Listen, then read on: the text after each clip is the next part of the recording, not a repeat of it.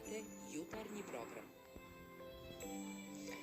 Dobro vam jutro, dobrodošli u jutarnji program. Danas je petak, 27. septembar i došli smo do poslednje radne nedelje u ovom mesecu u kojoj smo zagazili i u jesen. I baš takav nam je bio jučerašnji dan, jesenji, prava klackalica kiše, oblaka i sunca. I pred nama je vikend, a meteorolozi najavljuju da će to biti letnji vikend, bar će temperature biti takve, zato ih iskoristite na dobar način.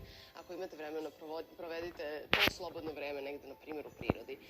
Lep vikend pred nama bi mogli dodatno da ulepšaju i odbojkaši Srbije. Oni večeras viju bitku za finale Evropskog prvenstva. Zadatak više nego težak, pobediti favorita za zlato i domaćina Francusku i to pred punom halom u sred Pariza.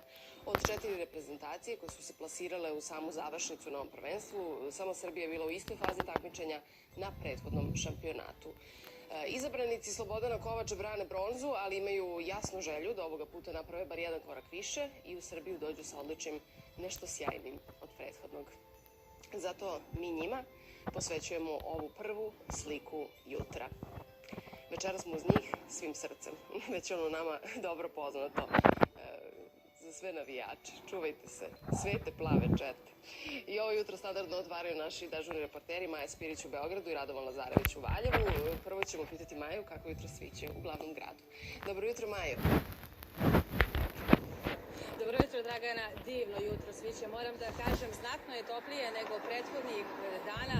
Trenutno je u glavnom gradu 14 stepeni, a to se nekako vidi i po raspoloženju Beograđana koji su morali zbog svojih obaveza da ustanu ovako rano i da već izađu iz svojih domova. Nema više onih zimskih jakni, nekako tu su lakši mantili ili džemperi, a ono što smo primetili to je da su mnogi, čini se, danas odlučili da upravo iskoriste ovaj lep dan za vožnju biciklom, jer evo već nekoliko biciklista je prošlo kraj nas čekajući upravo ovo uključenje. I to nije loše, s obzirom na to da će danas, odnosno večeras od 20 sati sam centar grada biti zatvoren zbog ferijade koja nas očekuje, odnosno bit će od 20 sati zatvoren Kralja Milana, Terazije i Kolarčeva ulica, zbog čega od 20 sati, kao što sam rekla, će do Slavije samo saobraćati i trolejbusi na linijama 21, 22 i 29, kao i autobus sa oznakom 31. Pola sata posle ponoći počinje da se radi opet na šinama u bulevaru Kralja Aleksandra, zbog čega će tramvaji 6, 7 i 14 saobraćati skraćeno do stare okretnice, a ono što svakako treba da naglasimo to je da će u Beogradu u Zemunu danas biti obeležen Krstovdan. Svečana litija će krenuti u 11 sati, zbog čega će od glavne do Magistratskog trga u periodu od 10 sati 45 minuta pa sve negde do podneva uz asistenciju saobraćajne policije povremeno biti zatvaran saobraćaj.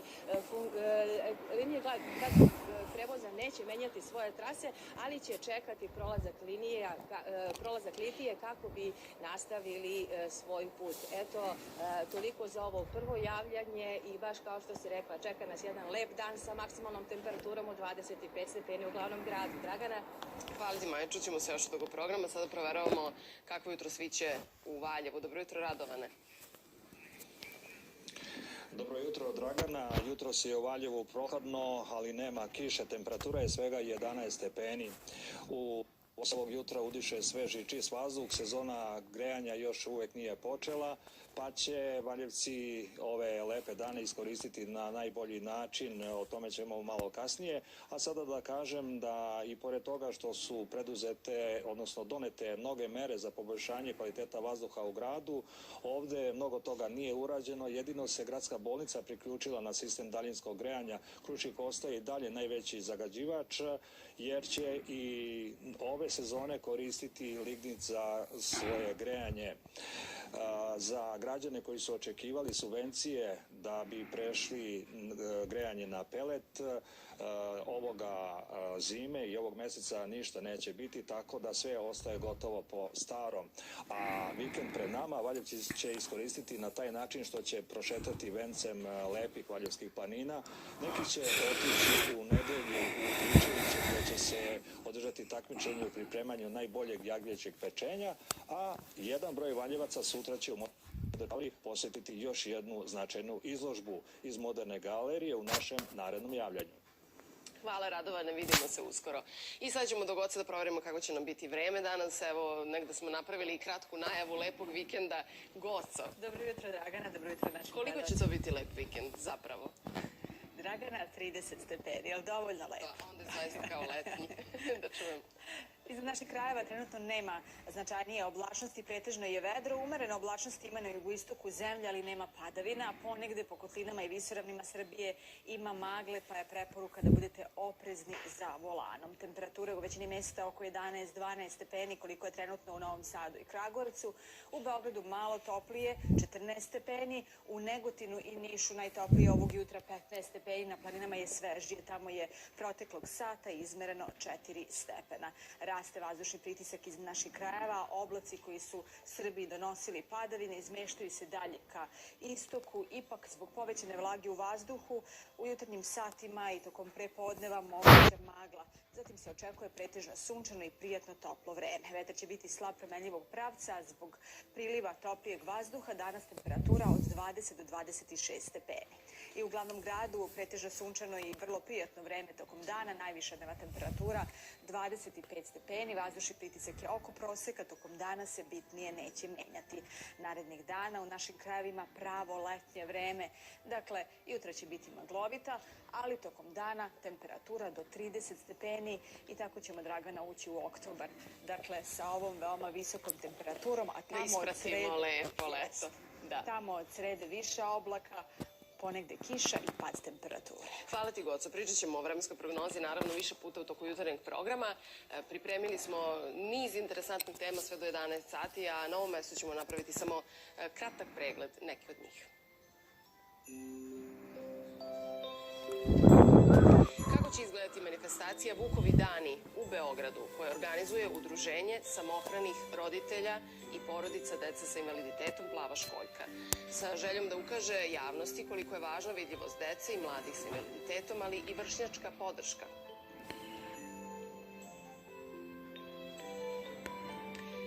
Kako su članice Ujedinjenih nacija reagovale na govor Aleksandra Vučića u Njujorku na 74. zasedanju Generalne skupštine? Sada mi je žao.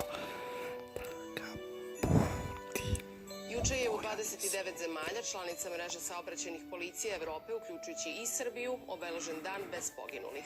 Da li je Srbija uspela u tome, u čemu vozači najčešće greše i kako sačuvati živote u saobraćaju? O tome govorimo posle 7:30. Trodnevna magnetna oluja pogodit će našu planetu ovog vikenda. Solarne oluje uticat će na energetske sisteme, na satelitske uređaje i visokofrekventne radiotalase, a posebno će uticati na GPS i radio. Šta su to solarne oluje posle jutarnjeg dnevnika?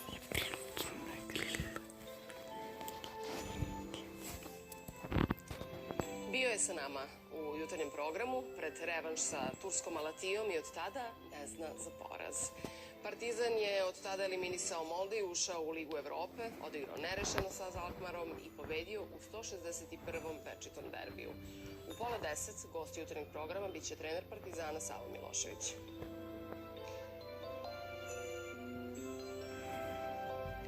Ona je aktuelna Miss Srbije, Miss Balkana i top model Evrope i predstavljaće Srbiju na svetskom izboru Miss Earth.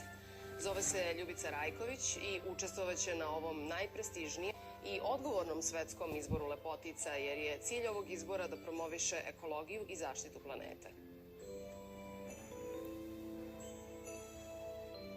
Počela je nova školska godina, mnogi roditelji razmišljaju kako da pomognu deci da lakše uče, da vežbaju svoje mentalne sposobnosti, pažnju, fokus i koncentraciju.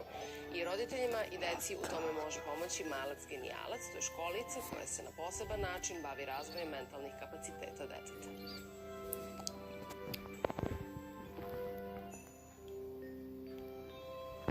Nakon uspešne školske godine, čiji kraj je obeležen osvajanjem čak 7 medalja na međunarodnim baletskim takmičenjima u Nemačkoj, Litvaniji i Italiji, učenici baletske škole Nacionalne fondacije za umetničku igru iz Beograda su gostovali u Italiji. Kako su tamo prošli, saznaćemo pred kraj današnje emisije.